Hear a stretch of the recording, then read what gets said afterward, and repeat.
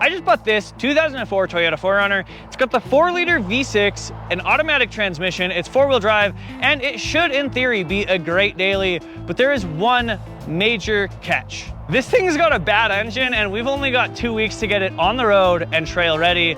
So let's get into this journey and see if maybe I could save the cheapest 4Runner on Facebook Marketplace.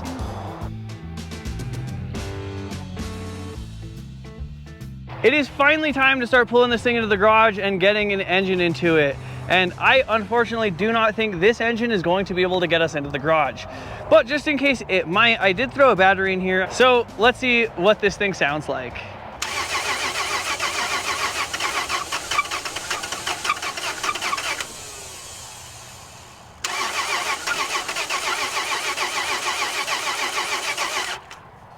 Ooh. That does not sound good. Based on that, I'm just gonna go ahead, hook the 4Runner up to this thing, pull it up, and we'll get it pushed into the garage and start assessing this thing. Going from pulling to pushing. The back end of this thing's already got some damage, so I'm not crazy worried about it. Just gonna go nice and slow. Finally got the 4Runner into the garage, and we're ready to start tearing into this engine. But like always, before I tear it down, I want to do a little bit more of a diagnostic. I know the engine is bad, but why is the engine bad? It's got oil in it. The oil is pretty dirty. He did say it was low on oil, but I noticed there's some pink around this upper radiator hose and down around here. So that gives me some questions. Is the cooling system up to par? There's a possibility that the cooling system had an issue and the engine started to overheat. It got so hot that the engine oil actually overheated and got too thin to properly lubricate all the bearings, and therefore caused premature engine failure, aka rod knock, which is a very good possibility, and seeing all of the pink around here definitely amplifies my thoughts for that. Huh. Let's see. Well, I can already guarantee, without even taking the radiator cap off, this radiator cap's bad or this radiator's bad. Radiator cap is broken. Piece is missing. Is it in there? No idea. Well, look at that. That is a solid possibility this is our issue. I can't guarantee it, but if this radiator cap was bad and it started pushing coolant out, couldn't hold pressure, the system was not running efficiently, it overheated, engine oil got hot, engine knocked. First theory, no guarantees. Right. We're getting ready to go pull a Junkyard engine for this 4Runner. I'm a little anxious. This 4Runner looks a little messed up. I was told it hit an elk. I'm hoping the engine's good. I was told it was ran when wrecked. And here is the engine I plan on using in our 4Runner. This 4Runner's in really rough shape. I have no idea if the engine runs. I have no idea the condition of the engine, if it does run. I don't know how many miles are on it. So I'm gonna do some basic checks just to kind of gauge if this engine is absolutely toast. I'm gonna check the oil, make sure there's not a ton of metal in the oil. I'm gonna try and hook up a battery and crank it over. If I could get this thing turning over, if anything sounds weird, I'll know a little bit sooner. I'm just gonna try and do my due diligence to see if this thing is absolutely toast before I spend a bunch of time pulling it, because we're literally out here in the weeds and in the rocks, and this is not gonna be a fun task. So if I know it's bad, I'm not gonna pull this engine. Let's get to it. I'm gonna check the oil and start tearing this thing apart. I'm anxious, to say the least. There's oil in it. It's pretty dark. Does not look like it's got a ton of metal in it, which is a good sign. Someone cut this fender and everything off, and it looks like all the wiring's intact. So I'm gonna try and hook a battery up. The key is actually still in what's left of the ignition in the cab. And I'm gonna see if I can get this thing to crank over and see if I can assess from there. I highly, highly doubt this thing is gonna run. I don't think the fuel system is still good. It looks like this thing's been sitting for about 6 years. The tags are from 2019. So we'll see, but cranking it over will at least tell us something. Knowing it's got oil is one thing. Now let's see if this thing turns over, if the cylinders are locked up, if it's got water in it or something. I've got this wrench and I want to go ahead and turn this thing over 2 full revolutions of the crankshaft, a full combustion cycle, and make sure none of the valves have issues, the cams, anything like that, and then it spins free. That'll give me a ton more confidence going into just everything else. Knowing it's not locked up is going to be awesome. But if we can get 2 full revolutions, that'll give me even more insight that this is possibly and even probably a good engine. Okay.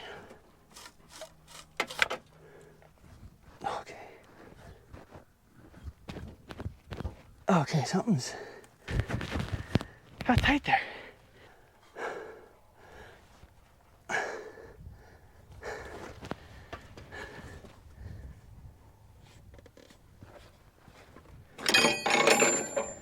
Huh. No idea why that was so tight. What'd that sound like? Well, I guess, does this thing have hydraulic lifters? I forget, yeah.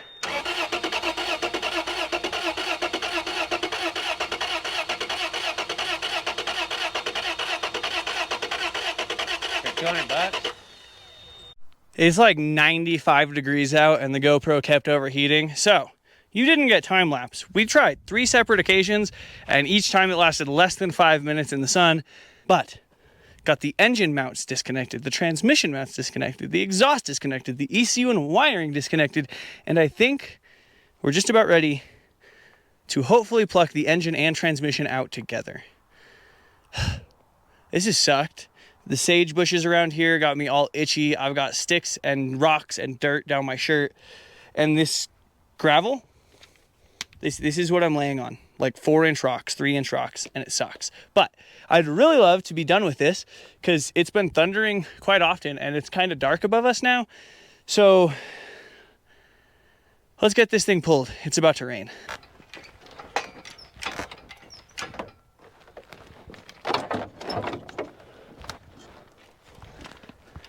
I see the oil pan hitting the front diff.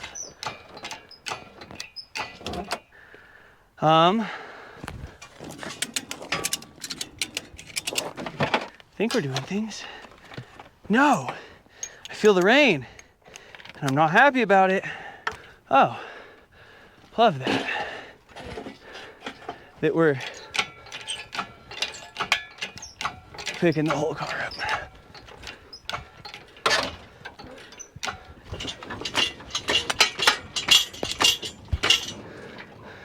No, we're moving out. Probably gonna lower it now and then re-raise it, then re-lower it, then raise the roof, then lower the roof. I already ripped some wires. Oopsies.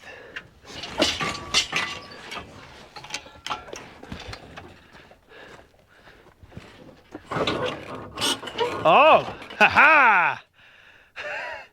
You just gotta keep doing sketchy stuff until it works. It's the key.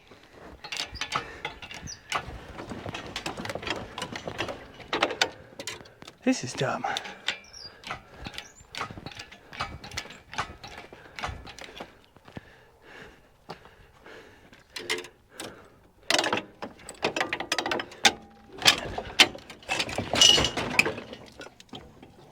You all good? Are you okay? Yeah, I punched some metal, but I'm all good. This engine is huge. Pull this whole mamma jamma forward, set this down, pull the engine hoist on the other side, pick it back up, set this back down on the trailer.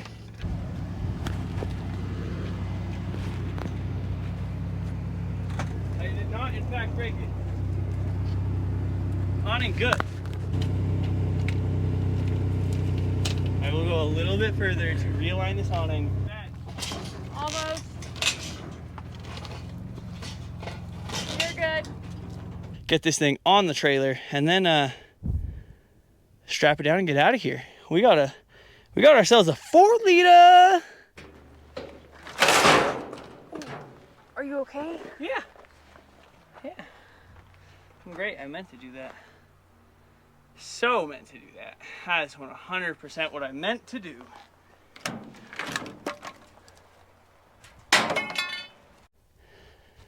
I have emerged victorious.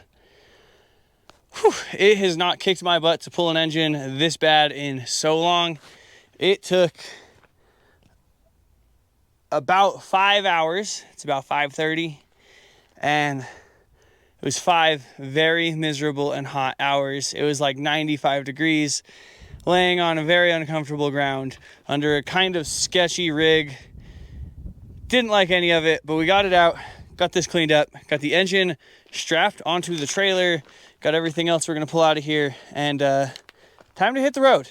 All right, now when we get back to Albuquerque with this thing, we'll be able to start tearing into the 4th gen, and we got T-minus 2 weeks minus a day to get this thing running in that 4Runner and ready for like 700-800 mile road trip with a bunch of 4-wheeling and camping for about a week.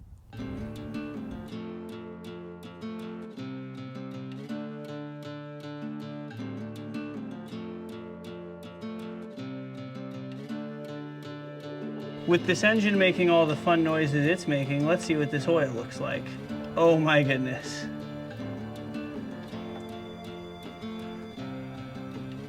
Oh, it is so bad. There's glitter dripping off my hand. Not sure how well that's coming across on camera, but there are chunks of metal in there. Aside from the massive amounts of oil that were in the engine, this is the amount of coolant that came out.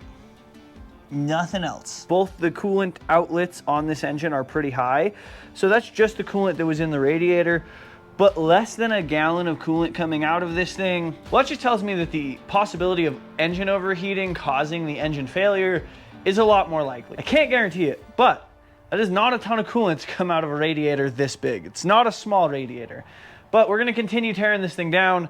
I'm gonna get this engine out, and then we'll get our new engine in, and hopefully our random junkyard engine we've never heard run is good.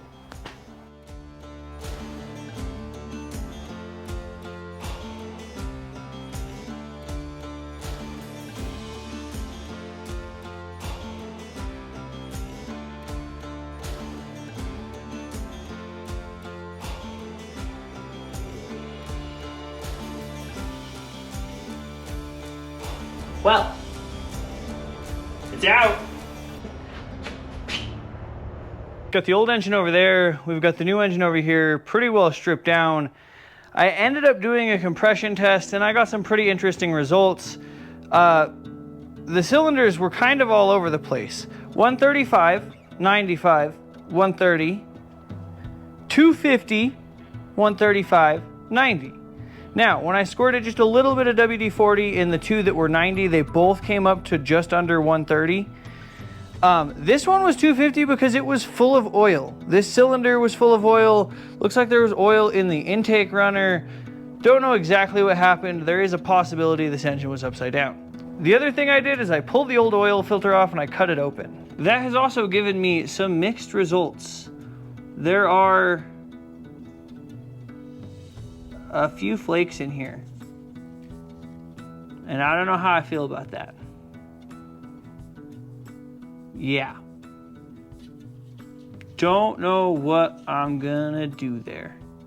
Cutting the oil filter open, it probably should have been my first move in hindsight, but here we are.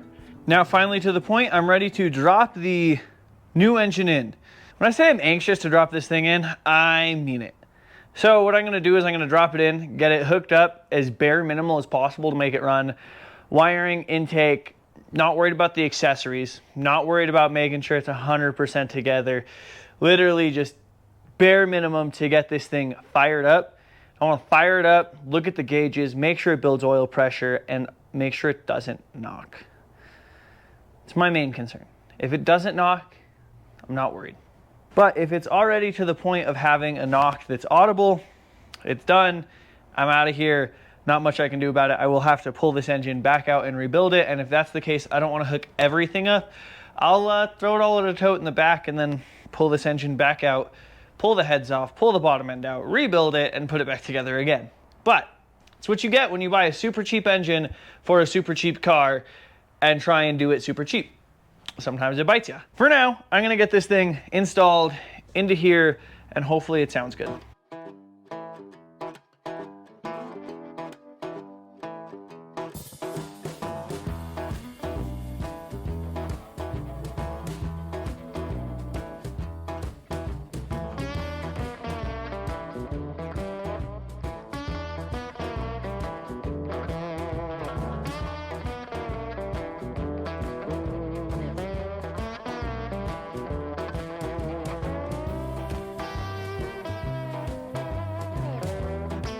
Let's hope this goes well.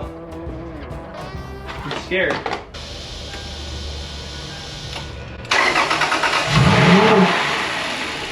The gas pedal was held to the floor with the floor mat. Well, I'm sure that was good for it.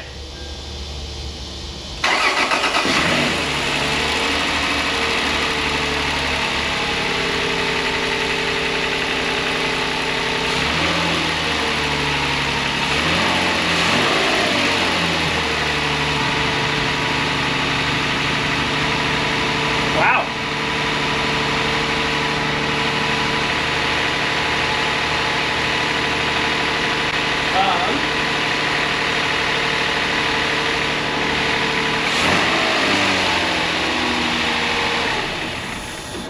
Sounds great to me. Definitely good enough to put together the rest of the way.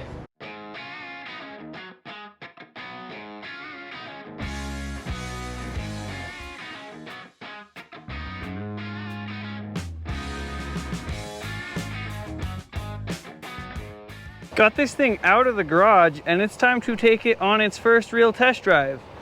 Honestly, sounds pretty good. A small tick I don't love, doesn't sound ideal, but we're gonna see how it drives. It's still on mismatched wheels and tires and everything, but I just wanna take it for a drive, put a little bit of load on the engine and see if it sounds any worse, because it's got a tick. Could be a normal tick. Could be no big deal. Who knows? Let's take it for a test drive, see how it drives. First drive, amazing. We put like, I don't know, where is the thingy? 8.6 miles on it. I drove it pretty hard. It's idled for 20 or 30 minutes and it's not knocking. It's still got like the exact same tick. So I'm just gonna assume it's got a 4-liter tick. It is what it is. Jeeps have 4-liter ticks. Maybe Toyotas do too. I've only ever really owned a couple of these things and it is what it is. It smokes kind of bad out the tailpipe still, but I'm gonna give it an entire cycle of at least 50 or 60 miles before I judge that, because I know we can burn a bunch of stuff off, and hopefully it's just burning all the stuff off in the exhausts from either the 4Runner that was wrecked or this 4Runner, and once it's all burned off we're good to go. The one thing I have noticed is I have a check engine light already, and that's because the O2 sensor, one of the O2 sensor heater circuits is bad, so I'm gonna have to replace the Bank 1 Sensor 1 O2 sensor, but I should have one. Hopefully that's easy, and if that solves our issue, we'll be good to go. That would be awesome. So far, that's our only code. Went ahead and threw some tires on this thing that are decent, and we've been driving it around for a couple days. It's done really well. We put about, I don't know, 150 miles on it or so. Haven't had any issues. And we're gonna go take it for another test drive and see how it does. I'm just stoked that this thing's doing as well as it does, because honestly, this engine was a huge gamble. Honestly, sounds pretty good. AC works awesome, which is essential. It's been, right now it says it's 80 out and it is 7:30 p.m. So it's been rather hot out lately. I'm excited to have a good AC, nice and comfy daily. And this thing is considerably bigger on the inside than a 3rd gen. Now we just gotta get a rooftop tent mounted on this thing and make sure that goes smooth, and we should be ready to take this thing on a camping adventure. This is the rooftop tent that has been on multiple of our vehicles. It was on our road trip to Tacoma, it's been on the Hilux, it's been on the turbo truck, and well, we're not throwing it on this 4Runner. It's already got the roof rack, should make mounting it super easy. I don't know exactly what we're gonna do to mount it yet. It's got like these bars in here that I've been mounting it to pretty much everything with. They work great on mini truck beds. Not exactly sure how it's gonna work on this roof rack, but I'm just gonna throw it up there, see how it works out, and hopefully we can figure out something that's pretty easy, because I really don't wanna mess with this thing too much. Oh, okay, try and balance it if you can. No, you're good, I know, you're good? Oh my,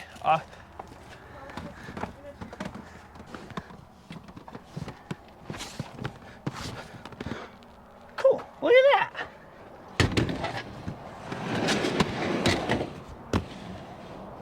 This is what I call a nice down and dirty tent mount. I just took these brackets and pretty much sandwiched them between the roof rack and the tent. So we got a nice solid bite on front and back. just like that. Only running 4 bolts, but it's super secure, not going anywhere, and it feels great. So we're gonna go take it for a test drive here in just a minute, make sure everything feels good. But I'm really happy with this. I put it kind of far back. I've got 2 thoughts. One, now I have a little bit of room to put like camp chairs, maybe camp stoves, small stuff that can be outside up here. And 2 is this is it kind of a weird angle, but I'm hoping this actually makes like a negative airspace here, positive airspace, whatever it is, and carries air over this with a little bit more aero. Of course, a rooftop tent is not gonna make anything better, but I'm trying my hardest to make it as least noticeable as possible. Got this thing just about wrapped up. We put about 400 miles on it since getting the engine in. I wanted to get it nice and broken in. Got the rooftop tent up there. Everything should be good to go. And I'm hoping it should be ready to camp. I'm really excited. We also have our 3rd gen out because, well, Chloe's parents are gonna be here any minute. They're gonna decide which of these 2 vehicles they wanna take. They both are automatics, they're both V6s, they both have AC, and they both got rooftop tents. Whichever one they're more comfortable in, they're gonna take. Probably this one. This is our tried and true rig. We've had it for years, good to go, fully rebuilt engine. This one, haven't had for long. When they asked how long we had it, I said about a month and a half, and the response was underwhelming to say the least. I'm excited, so we're gonna finish packing and get ready to hit the road.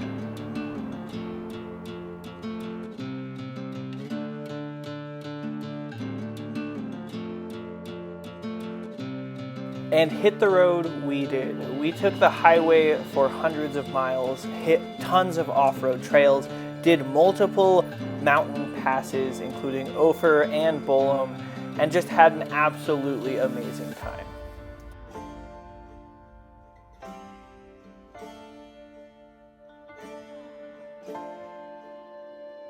Aside from a local fire making it a tad hazy, we found some beautiful campsites in some amazing places. The whole family had a wonderful time, and I am so glad we went on this trip. I definitely made sure to keep the camera used to a minimum so I could just enjoy some quality time.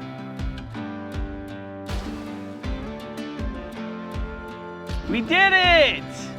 This thing did awesome. We made it back from the trip, and these 4Runners both did amazing. Of course, the tried and true 4Runner does amazing every time. 340, almost 5,000 miles on the clock. No questions about this one. Absolute flawlessness from it.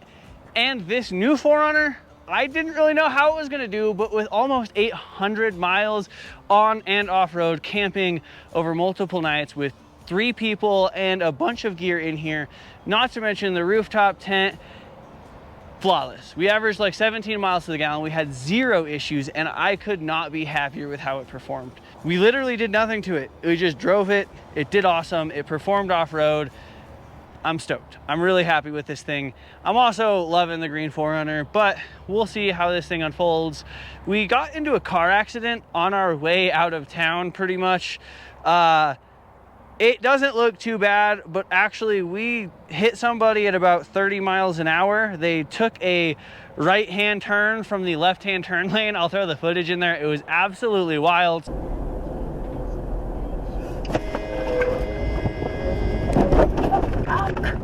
We're going through a bunch of insurance claims with this thing. It might end up getting totaled, which sucks, but with so many miles on it, insurance just sees what it is. It's an almost 30-year-old vehicle with 300 and almost 50,000 miles. We'll see how the story unfolds on that, but as far as the 4th gen, it did awesome. I don't know if it's a vehicle we're gonna keep around forever. I kind of want one that's nicer, just in every way. I want a V8, I want one that doesn't have bedliner on the outside, and maybe one that has less than 350,000 miles. We'll see. For now, it's an awesome addition to the fleet. The AC blows cold. It's got way more power than the old 3.4. And when I take the rooftop tent back off of it, and probably the roof rack itself, I bet this thing gets 22, 23 miles to the gallon. Thank you for watching. Thank you for subscribing, and stick around because we got a ton more Toyota content coming. Not to mention the van build. I am so stoked to get rolling on that thing again. It has been a busy, busy summer. Sorry for the month off.